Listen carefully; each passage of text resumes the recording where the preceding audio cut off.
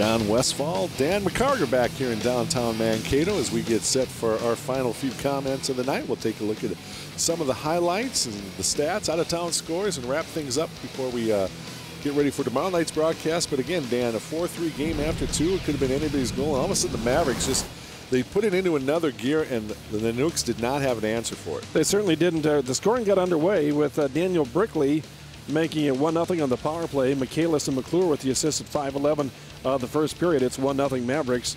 And we mentioned that they stretched it out to 2-0. And this was a goal that really made a difference for the Mavericks. The Nukes were chasing the rest of the way because Zeb Knutson scores even strength from Clint Lewis and Hunter Brinker, down 2-0. They come back, though, with James Ledouce, his second of the season at 14:35 from Klein and Fry, makes it 2-1. Very late in the power play, Mark Michaelis with his first of the night from McClure and Franklin at 17:42. It's 3-1 Mavericks. But the Nukes won't go away. There's a shot from the point with 4 seconds to go. 1955, Danny Corrali unassisted makes it 4-2. Michaelis gets his second of the night to start the second period from Brickley and Franklin at 3:31, even strength. Chips it in for his second of the evening, his third point of the night. He had an assist at that point as well. But Ross Height makes it a 1-goal game again from Becerra and Leiter at 6:31. And after 2 periods of play, it was 4-3. And then the back-breaking goal of the game down coming up in the third period is a nice 2-on-1. Brad McClure back to Michaelis. It's poked away, and somehow he chips it in over the shoulder of Jesse Jenks. That makes it a 5-3 game, and the Mavericks just busted it open from here. Goal here by Clint Lewis. He just kind of swatted it there as it was off to the side of the net after Toomey had an opportunity, and that made it the 6-3. And then one more goal coming up here as Hunter Brinker feeds one right up on top of the crease, and Rivera taps it in, gets it past Jenks. And again, that made it a 7-3 final score as we take a look at the stats from the contest. Shots on goal, much in the favor of the Mavericks. Face-offs, much in favor of the Mavericks. 2 for 4, 2 for 5 on the power play, so pretty even there. But Mavericks winning 19 more face-offs and 15 more shots on goal. They had way more attempted shots on goal as well. Take a look at our play of the game.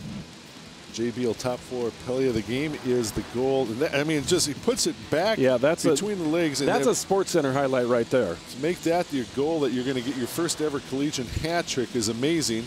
And again, that's our JBL top floor play of the game. JBL Real Estate Group does the little things that make a big difference. First Maverick hat trick since McClure's back in the playoffs a couple of years ago.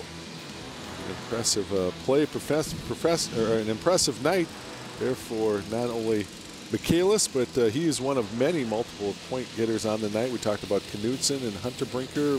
Brickley certainly in there as well as we take a look at some of our out-of-town scores. Beavers get 3 more points tonight. They beat Tech 3-1.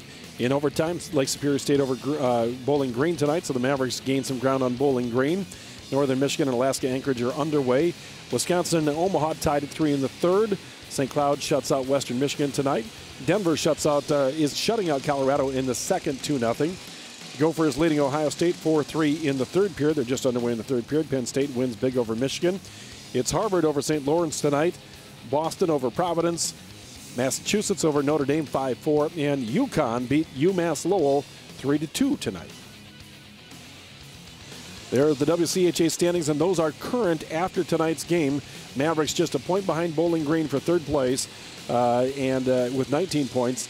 Bemidji, 38 points.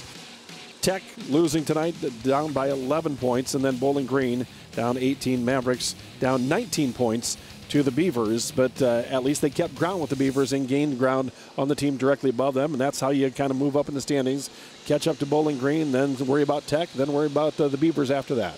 And the Mavericks, as you heard from Mike Hastings, they can kind of relax a little bit, enjoy this one tonight, a hard-fought victory. But it's ironic that they scored 7 goals a couple of weeks ago when they were up in Alaska, only to come back and lose the second game of the series 4-2. And it has to be in the back of the mind of this Maverick team. Certainly. And I think the Mavericks, when they won 7-1 up there, probably felt pretty good about themselves on the road with a pretty young team.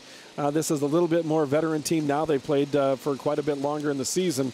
And I don't think there's going to be the letdown tomorrow night that there was up in Alaska. But this team doesn't go away. You could see that Fairbanks really did not give up until that fifth goal was scored tonight. Michaelis one was a backbreaker, but it sets up an interesting contest tomorrow night. And we'd love to see you in the arena, but if you're not going to be in the arena, you can join Dan and I and the rest of the students from Bethany Lutheran for the broadcast. 7 o'clock, the pregame show. 7:07, the face-off from downtown Mankato. Game 2 between Minnesota State, Mankato, and Alaska. But once again, our final score tonight, it was the Mavericks over the Ninooks by a score of 7-3. Thank you for watching, and we'll see you tomorrow night.